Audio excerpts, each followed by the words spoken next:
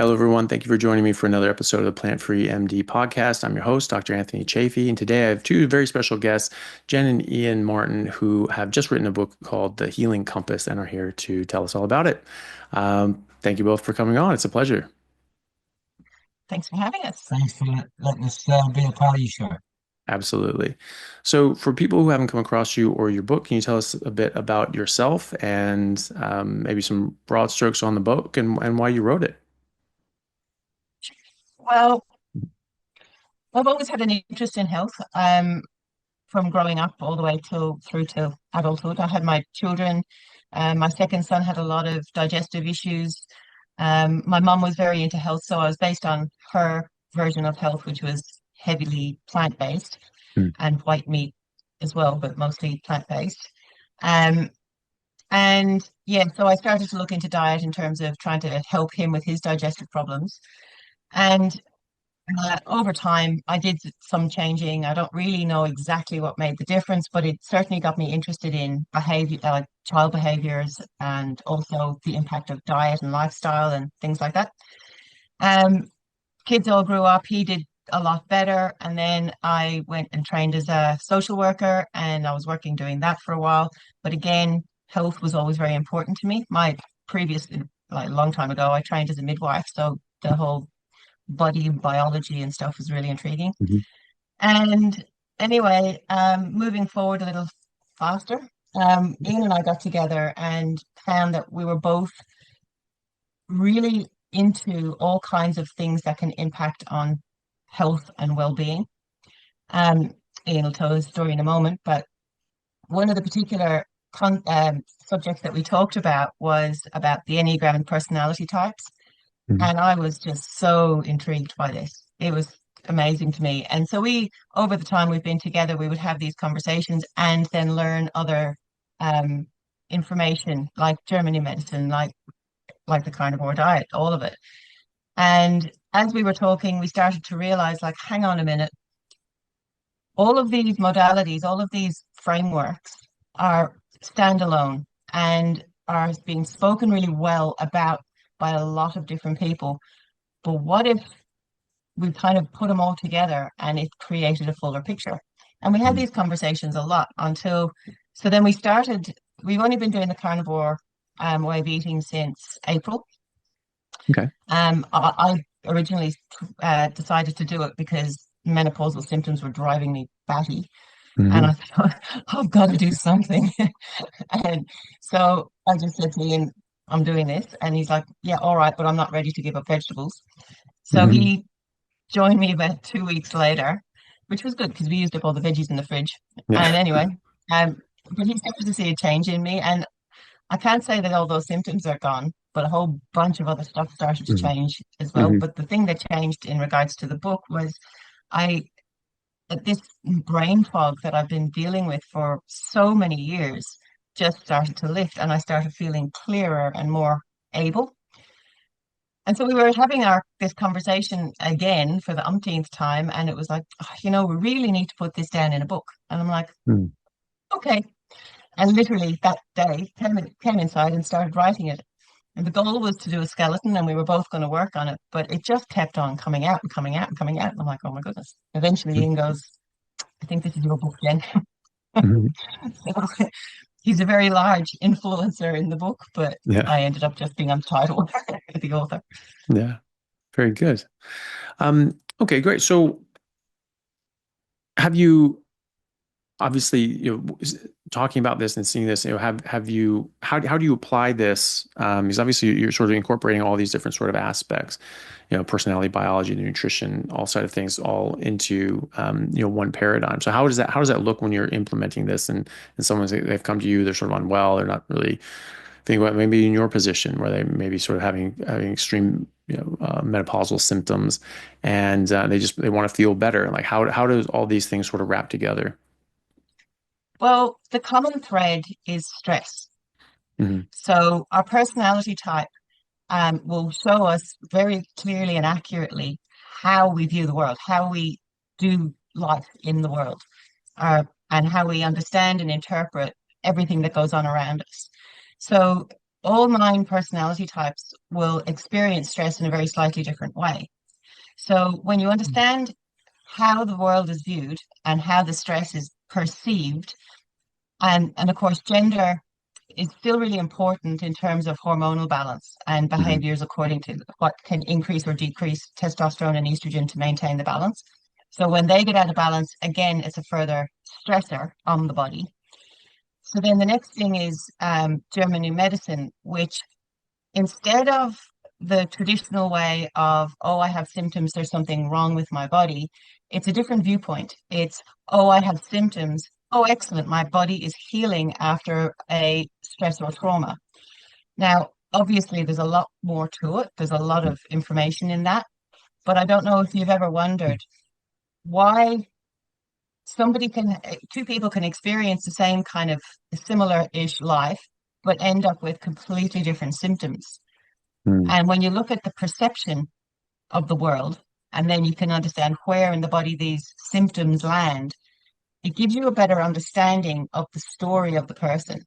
And then the carnivore diet, essentially what that does is it reduces the stress load on the body. So you're removing all the toxins and the sugars and the carbs and everything else that goes along with a fairly average diet, Hmm. and replacing it with highly nutritious, beneficial food. So not only does the body have the resources being put in to reverse any what German New Medicine refers to as adaptations. So there's an adaptation in the body. It's not a problem, it's an adaptation. Um, so when the body has the resources to reverse the adaptation, well, then you can actually go through and not even have any symptoms at all. Hmm. But then at the same time, you can also have a clarity of mind, which can then address whatever was causing the stress. So the carnivore diet, what we've found is that it sets a person up in the best possible way to be able to handle what life throws at you. But then the rest of it helps to understand when something comes up. The what's, the why's, the how's. Yeah. Hmm.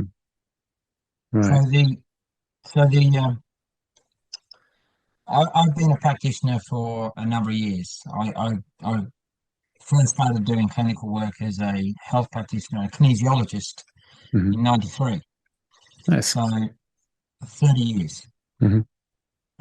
plus, and it's basically a journey of understanding that the body literally is using a whole host of communication mechanisms. With kinesiology, you're muscle testing the body system using the body's biofeedback mechanism. However, we instinctively know this communication exists. We actually get messages from our body all the time. With pain, with signals, with feelings of being uncomfortable, at ease, calm, restless. There's a whole communication mechanism occurring all the time. What we found is that I've been studying personality type now for many years, to the point where I've started to realize it plays a huge part in understanding our own health, because different personality types are prone to different types of stresses and different types of conditions that occur in their system. Some personality types are more heightened to anxiety, and therefore, the things that we normally associate with anxiety and where that sits in the body develops in those areas, and actually is more pronounced than it is in somebody that doesn't necessarily sit in that anxious place all the time. So as a result of understanding this, it gives us an idea of what we're actually dealing with in individual people. But when we found the German medicine showed us that a specific type of conflict or stress or trauma that was a shock to the system not only shows up in a very specific part of the body, um, and it was found by the guy that actually did all the research and discovered it and put it on the table was Rod Hammer, a German MD. He basically found that also with somebody showing up with a very severe case of a very specific condition in the same part of the body, and the same illness, also had uh, the same focus point that was showing up in a brain scan. Running circle. So it was a corresponding circle that actually showed up 100% of the time. And he did over 60,000 case studies where people that were suffering exactly the same diseases and conditions in exactly the same part of the body had exactly the same focus point showing up on a brain scan. Interesting. And it starts to make you realize that this is not random. There's a pattern to this. The incredible creation of this human body is full of intricacies that have patterns that we can actually see and map and understand. Why that's not more well known is the same reason why lots of things aren't more well known, and it's why the entire world doesn't live on a carnivore diet. Is we're steered, mainstream steers people away from a lot of things into the mainstream thinking. And again, away from those things which can give us a lot of valuable information. So we've been putting this stuff together for a long time, knowing that personality really does influence the way that the body receives its information because we are viewing it through our own lens, and there's 9 different lenses. Mhm. Some are feeling types. Some people feel their way through the world. Some are instinctual. Some they sense their way through the world, and some are cognitives. And those are very cognitive, operating their cerebral activity in regards to they think their way through the world. So you listen to in people's language, they'll say, "I think this," and some people say, "I feel this," Mm. and "I sense or I get this." Their language is all of their own, and when you listen closely, you can actually identify a person's type purely by their language. And it also shows up in their facial features. It shows up in their body mass, their structure, the way they hold their body, their top body types. Um, and as a result of that, some are heavier than others, and therefore prone to the more structural things that affect the human body as well. Mm. So problems with knees and hips and joints. So and there's lots of correlation between all of these various different things. And some may seem very complex, but when you break it down to the simplistic form, it's like diet. How many times you look at the subject of diet, and it's a huge, complex subject that's got so many different variations of diet computations you could get. But when you break it down to the simplest thing, your body doesn't have a receptor for carbohydrate. It does not know how to handle certain things. It can't process oxalates. It only requires protein to build tissue, and it needs fat as a probably the most important factor of the diet is fat. Mhm. And again, sugar interrupts the system. We know this. These are really basic, simple things. However, the subject of diet isn't basic and simple because everybody overcomplicates it. Mhm. Yeah, absolutely. And yeah, I mean, I always try to tell people that, nutrition is very simple. It's just like you just figure out what an animal's been eating for the longest period of time and it's been most used to and most adapted to. Just do that. I mean, we Yeah, don't have randomized control trials trying to figure out what a dolphin eats or what a lion eats, and you put them in captivity. Like, what goodness yeah. gracious are we supposed to feed these strange animals? It's like, well, just what do they Give eat? them a salad. Yeah, Yeah. yeah, exactly. Vegetables are good for everything, so everything should be, a vegan. Yeah. So, no, you just look at what they eat. What do they eat? What have humans been eating? And, going back a long time. And so, yeah, I agree with that. It's much, I think it's very helpful to sort of break things down and simplify things because you look at that from, like you said, there's these complex sort of patterns, and then they interact in more complex ways. And if you just look at that and like, wow, there's just too much there. I don't know how to process all that. That can be difficult. And you get down to brass tacks and just say like, look, there's these 9 personality types. This is how these work, and this is how they fit in this model. That can definitely help simplify things for people. Oh, it really does. And a working model on a day-to-day basis. Mm. And everything is a process of learning. We all learn it. At one time, I spent 8 years in a vegan diet. Mm. I was a Jeez. health practitioner for over 30 years, and Hmm. I was telling people that eating lots of fresh, healthy vegetables and plants and steering away from high fatty foods and Hmm. salty foods is is the way to go.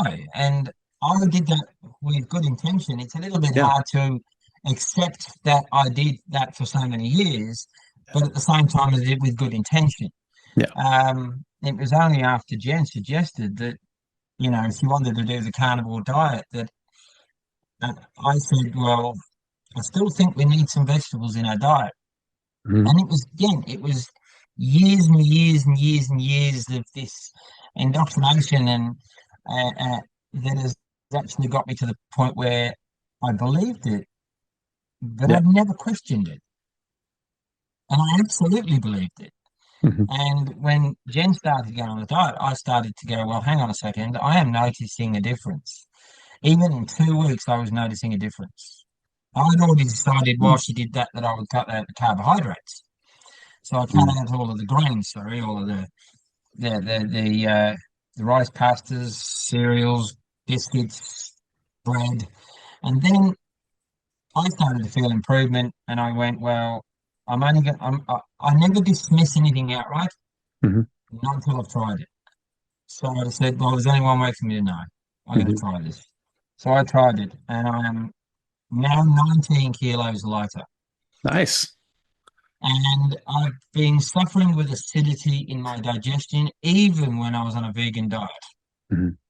So I had an acidic digestive system. I've always had heartburn and indigestion my entire life. That is now completely gone.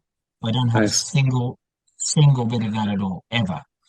Um, and the other thing too is mental clarity has improved. But I do a lot of physical work. We live off grid.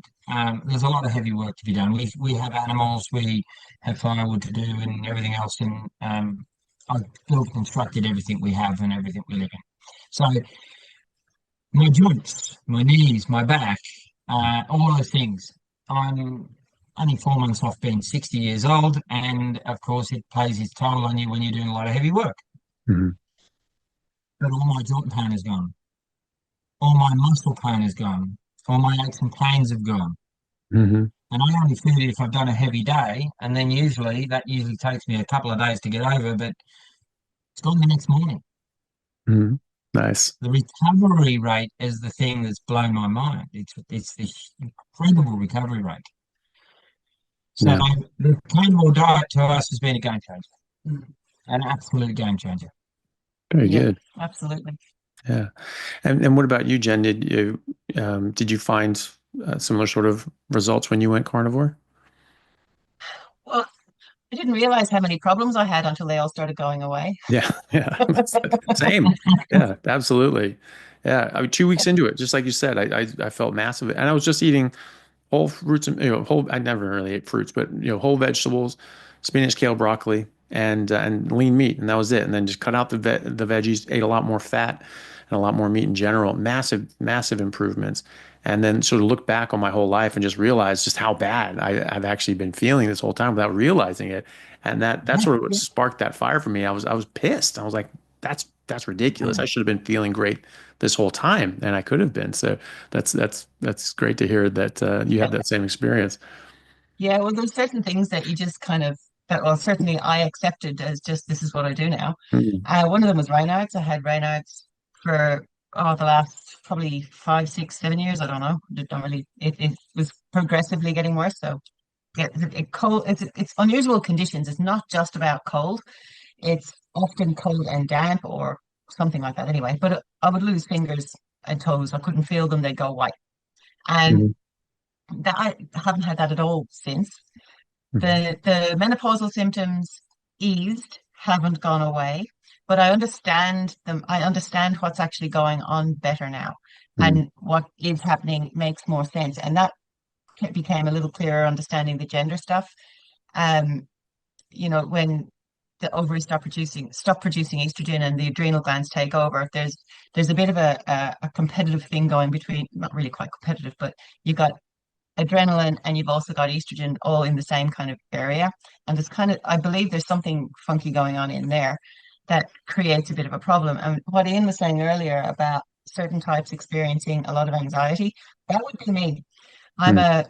a cognitive, and I'm in the middle of the cognitive group, and anxiety is my constant companion. And for a long time, I always thought that there was something wrong with me, that I worried all the time, and there was, I'm always a few steps ahead of, protecting myself from something bad happening.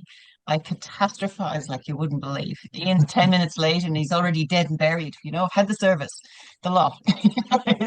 It could be quite dramatic. Anyway, a lot of that has settled down. It is still part of my personality structure. It has a job to do. But I now can spot it, handle it, rather than having it driving me. Mhm. And I think that that's something that other people have talked about, although they haven't made reference to personality type. But when we're listening to people talking on podcasts, and I do it all the time, Mhm. we're constantly personality typing them, and it's not hard to do. So Yeah. it's like you can hear the language, see the structure, and go, oh, they're that. And that explains why they're coming from that angle. And it's pretty handy. Yeah. And not only that, and you see people being interviewed, people that have been on the diet for a while, and you get people that have had big changes in some areas and struggled with other things. Now, some people, they expect to immediately lose weight because that's what's reported most of the time. And then you get some people that are making improvements in their health and their body, but the weight is the thing that is a little bit slow in coming off. And again, it all depends on what that person's dealing with. You can you can have with conflict shocks and with the body's stress, the body actually naturally overcomes these things itself. Um, Generally speaking, once you've removed yourself from that environment Mhm. or from the presence of that person or from the condition, or you've handled it and actually been able to see what it was that caused the stress, the thought, the belief, whatever it was that was driving it, um, then the body will resolve it. Sometimes it doesn't have the resources. And as soon as you give the body the resources, that's why as soon as people go on the carnivore, all of these, what they would call hanging healings, that literally are just hanging there waiting to resolve in the body because the stress has moved past, as now gets repaired because the body has the resources. If you ask a builder to build you a house, if you don't give him any materials, he can't build you a house. Needs the building blocks. Mhm. So the body's ready to rebuild the tissue from a healing that's already been done, but can't do it because it doesn't have the resources. So that's why these things to us make sense in actually understanding and look at them more, but for the simple reason they do complement each other. When somebody gets something that doesn't heal, doesn't come good very quickly, it may mean that the bit that's not handled is the emotional stress or the emotional trauma that might actually still be sitting there. And if we can focus on what that is, and we can find that through one, where it is in the body, using the Germany medicine model of actually being able to pinpoint exactly what kind of emotional stress might be there, then asking a few questions about their past and when did it begin. Also knowing the personality type and knowing what they're inclined to have a response with, then we can actually find it, remove it, and then the camera and the rest of the tools will just do the job for us. They'll fix the problem. It's also possible that it sheds a little bit of a light on keto flu. So if Mm. you were to write a list of keto flu symptoms, it's a long list. Mhm.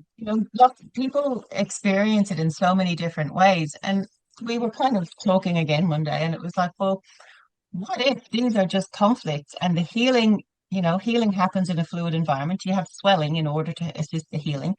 So all of a sudden, the body's got the capacity to heal.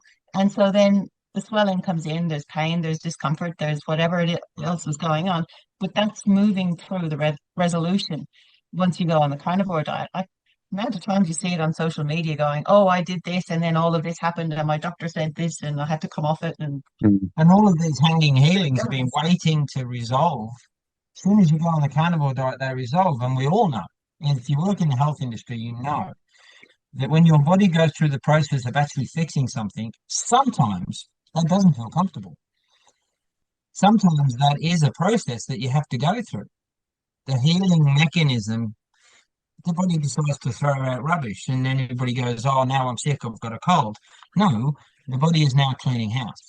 Mhm. Um, and the way the body actually deals with an infection and a cut, suddenly all this horrible stuff's coming out of my infection. No, that's the body now purging the system and pushing that stuff out. It's not, you've not gone bad, you've not gone wrong, there's nothing broken, it's all functioning, it's all working. Mhm. You can ride this through and let the body, keep giving the body the right nutrition and just let it do its job. Yeah. Hey guys, just want to take a second to thank our sponsor, the Carnivore Bar. I don't promote many products because honestly, all you need to be healthy is to just eat meat. For those times that you're out hiking, road tripping, or stuck at work and you want a nutritious snack that is just meat, fat, and salt if you want it, the Carnivore Bar is a great option. So I like this product not because it's just pure meat, but also because I want the carnivore market to thrive as well. And the more we support meat-only products, the more meat-only products there will be available in the mainstream. So if this sounds like something you'd like to get behind, check it out using my discount code Anthony to get 10% off, which also applies to subscriptions, giving you 25% off total. All right, thanks guys. Well, that's the old saying that before you try to heal somebody, first ask them if they're willing to give up that which is making them sick. Yeah, Sort of, Absolutely. right? So pretty logical, isn't it? Absolutely. yeah, just sort of understanding that concept that we're inherently healthy. We should be healthy at all times, basically, unless you have some sort of congenital issue or genetic issue. But even then, most genetic issues they have a genetic predisposition and environmental trigger. And so again, stop doing things to yourself. And I know thinking about that from that point of view, that your body's trying to heal, but also you're not giving it the building blocks. That's something that I see a lot in just my day to day with patients. You have to, I mean, to use a sort of a specific example, like, I mean, from a macroscopic level, I mean, you have someone with like multiple sclerosis. This is a demyelinating disease, means it breaks down the myelination around the axons and the nerve fibers in the central nervous system. And so this is going to affect your brain, your spinal cord, so on, and cause very serious neurological issues.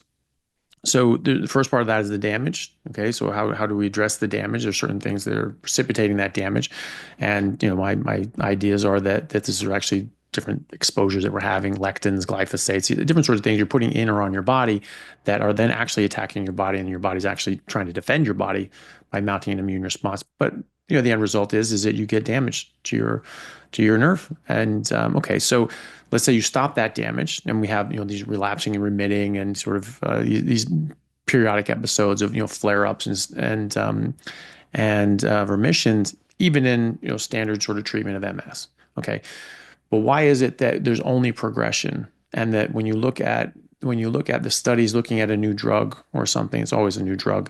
They've actually tested ketogenic diets to this and said, to try to see how many, if this reduced the number of new lesions over an 18-month period. But it's always that wording. Does this reduce the number of lesions as compared to this, the standard treatment? It's never is, can this reverse the lesions? Can this cause regression of the lesions? Why the hell is that? Well, because that's a different problem. You're having the damage, but now you need the healing. And if you don't have the building blocks, if you don't have the B12, you don't have the vitamin D3, if you don't have choline, creatine, carnitine, DHA, EPA, cholesterol, saturated fat, if you don't have these things in enough quantities, you will not regrow your myelin sheath. I mean, even just B12. Most people are so low on B12 that they can actually get demyelination of their axons anyway. Oxford University published a paper in 2008 showing that people that had below 500 picomoles per liter of B12, which is probably the high end of the normal reference range here in Australia and most of the rest of the world, that under that people after 5 years, their brains actually shrank by 2.5%. And that under 307, the reference range goes down to like 150, 140. But under 307, they actually found that their brain shrank by over 5% after 5 years. So that most of that reference range is called normal, and most GPs will look at that and go, "Oh, your B12 is great. It's 200. Yeah, you're fine." And they actually don't realize that that's such a significant deficiency that they're actually getting brain damage. They're actually getting demyelination without MS. And if you have a demyelinating disease and you're trying to heal that myelination, How are you going to do that with a B12 of 200? It's not going to happen. And so Absolutely. yeah, so you correct that. You give your body those building blocks, and your body just heals. And I've had a number of patients that have actually had regression of their lesions, and we're getting ready to publish a case series on that, actually showing that this is possible. So I've absolutely seen in real time, in real life, that exact model that you just, hey, take away the harm, take away the problem, and then give your body the building blocks that it needs to heal, and it heals. The body can do that. Yeah, and that's the thing is there are times where the mind is still stuck in whatever that problem was, and so that needs to be addressed Mm. sometimes as well. Sometimes just having a clearer mind sorts it out anyway. Yeah. Uh, So and that in reference to what you just said in regards to, find out what is harming you and remove it. Mhm. Um, Sometimes the thing that's harming us isn't a food or isn't a chemical or Mhm. isn't a. Sometimes the thing that can be harming us is there is an undealt with emotional trauma. There's sometimes there's a hurdle we can't get over, and that is what holds some people up on their healing journey. mm. And with regards to this is obviously a very simple solution to a vast number of bloody problems. Mm. But yeah, I'd have to step out, grab my tinfoil hat, and then rejoin the conversation in order to go down that particular Mhm. hole. Yeah, Yeah. there's a lot of things that we could say that but I think everybody once they start to wake up to an alternative viewpoint of the world than the one that we've been fed for the last 50 years, Mm. starts to see that there are other things connected to this that also could do with being addressed. That's just a more difficult task sometimes. Yeah. Well, I mean, just the simple idea that, I mean, I grew up always thinking that you have these diseases, you have these problems, and that there were people out there working on them, and these pharmaceutical companies trying to figure out pills and concoctions and medicines to try to cure disease. Because that's what my great grandfather, when he was a doctor, that's what he did. He tried to figure out the root causes, how to cure diseases. My dad's uncle, set up a number of clinics all throughout Africa and back when it was colonized, very rural areas, and going from place to place, different clinic every day, and doing eye surgeries and cataracts and this is and that's and extreme, but just constantly they were trying to cure disease. They were trying to help people in real terms, and now that's sort of shifted.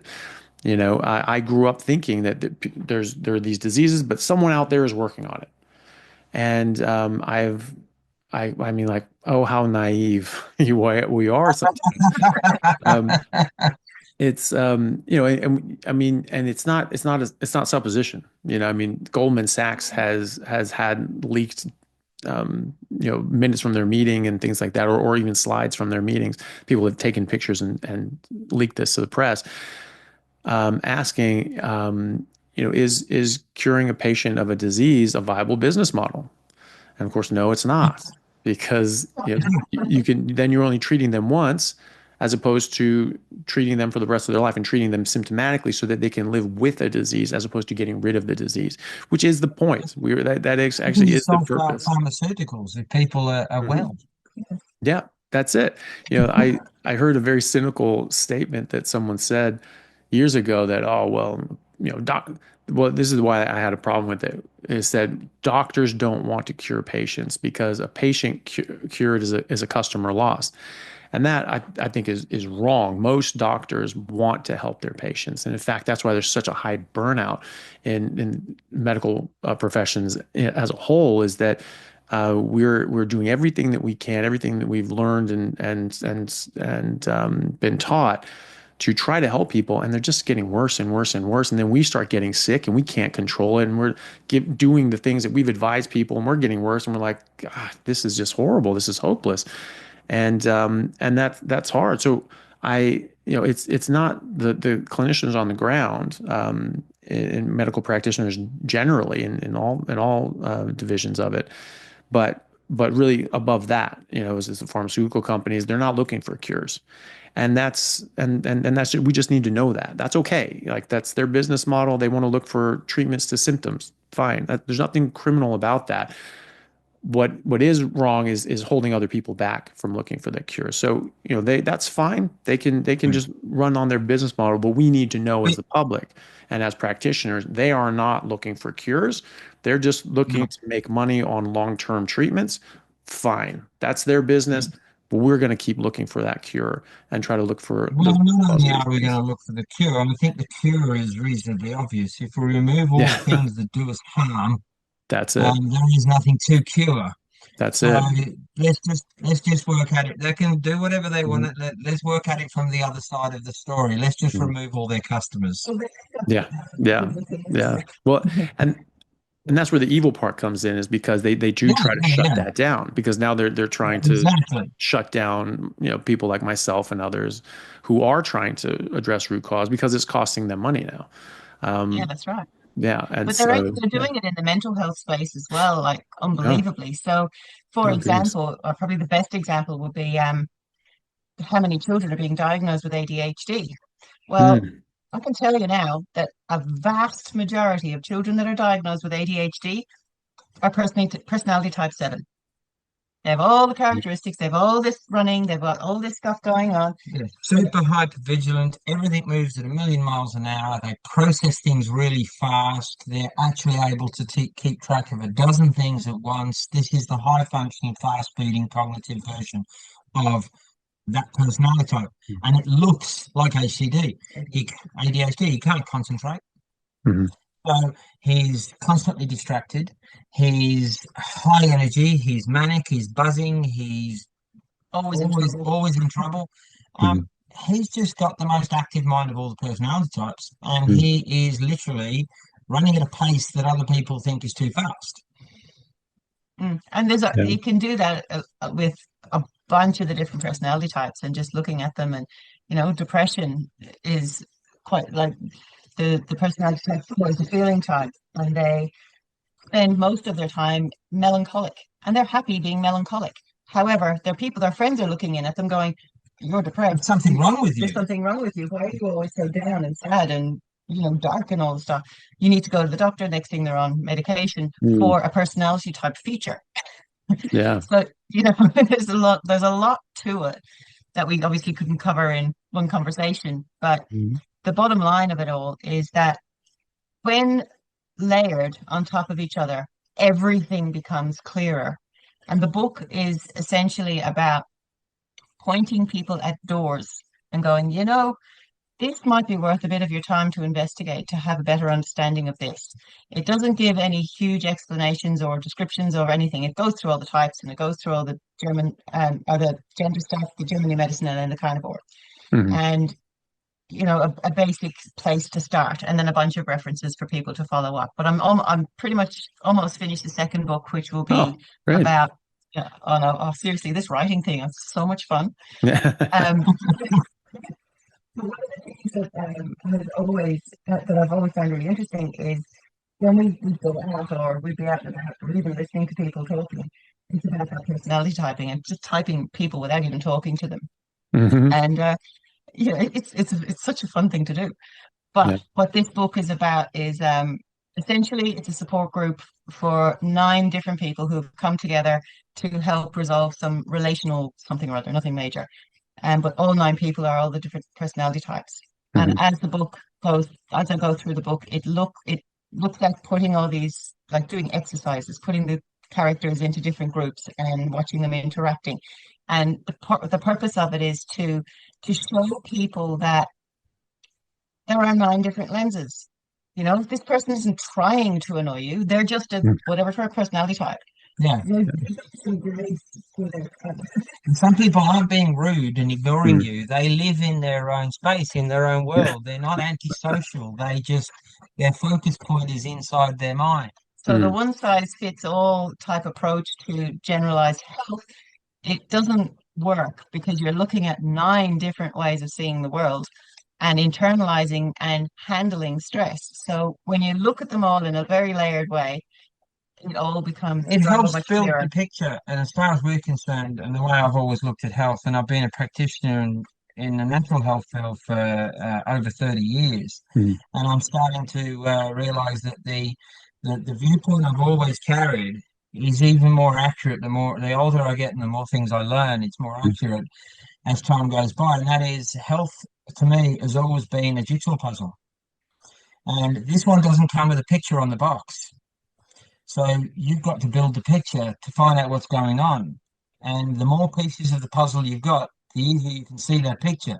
Mm. So we need more pieces of the puzzle. We need to see how many other things can affect us in how many other ways.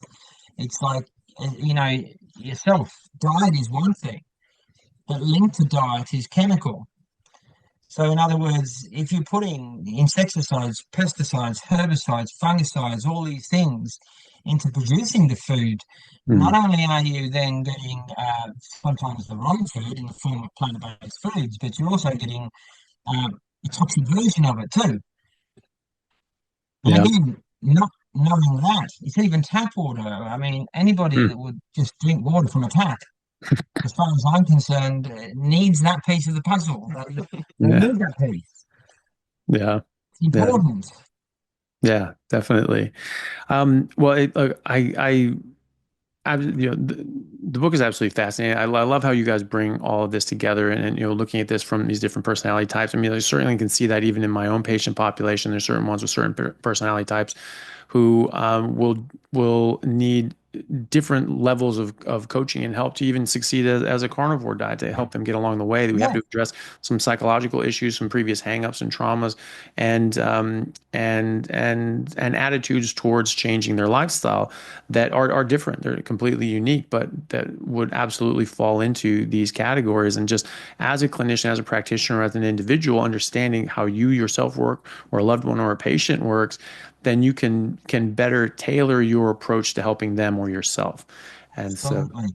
yeah, so I Yeah, because appreciate it. everybody speaks a slightly different language, Hmm. and some people, as you said, need coaching in a slightly different way. Hmm. Some people, their hang up is a mind process. Some people, the hang up is this doesn't feel right. Some people, it's it's Hmm. having an emotional attachment to a food. Hmm. And they're real things, Yeah. and they have real impact in some people's worlds. And for me, knowing type isn't about putting people in boxes. It's about the opposite to that. It's Hmm. actually about freeing them from these boxes, because we look at the people that are classified as manic depressives, ADHD. You've got all of these boxes that people have been shoved into. Hmm. What if this is just the personality structure, and you just can't handle that everybody is not the same? Hmm. And we need to basically understand everybody is very different with very different needs. And helping somebody on their journey is about finding out what it is that they're struggling. Yeah. Absolutely. Well, thank you both so much. I would love to have you back on another time to go into more depth about the book and how you've seen this help people in real world settings, because it is so Yeah. interesting. And if you'd like to come back on, it would be a pleasure to have you. But We'd love Oh, to. lovely. absolutely. Well, thank you so much for coming on. It's been an absolute pleasure. And please, tell everybody where they can find the book and follow you for more. And the book is full of resources, so it gives people opportunities to go and look up some very valuable people in these fields, Yeah. including yourself. Hmm. So it's Yes. yeah, you'll put all those I gave you those details, didn't I? For show Should you? notes. Yeah. Yeah. We can put all of that in the description, but do you guys have a website that people can go to as Yeah, well? Yeah, okay, so website's under construction. So Okay. probably it it's still functions, it, but it's going to get an upgrade. yeah, but that'll be in the show notes because it's got a messy link. I have to fix that too. Anyway, the best way to get hold of us would be it's jen.energ@gmail.com. So just email. And what we do is we can help people with personality typing so that people can know what their type is. And then we can help people move through the process. So none of these are modalities for healing specifically. What they are is modalities for understanding and providing a good environment for the body to heal. So yeah, happy to chat with people, let them know what their personality type is, and we can go from there. So anyone wants to contact us, just please reach out. Okay, perfect. Well, I will put all those resources in the description so people can look down below and contact Jen and Ian and look at their website and try and find and get their book and take a look at themselves. Um, Jen and Ian, thank you so much for coming on. It's been an absolute pleasure. Thank you very much for taking the time. Thank you so much for having us. Thank you, Dr. Chaffee. It's been a pleasure. Absolutely. And thank you very much for everyone for watching. Please do go follow Jen and Ian and go to their website and check out their book. It's absolutely excellent. Thank you all very much, and we'll see you next time. Hey guys, thank you very much for taking the time out to listen to what I had to say. If you like it, then please like and subscribe to my YouTube channel and podcast. And if you're on YouTube, then please hit that little bell and subscribe, and that'll let you know anytime I have a new video out, which should be every week, if not more. And if you could share this with your friends, that would help me get the word out and let me know that you like what I'm doing. Thanks again, guys.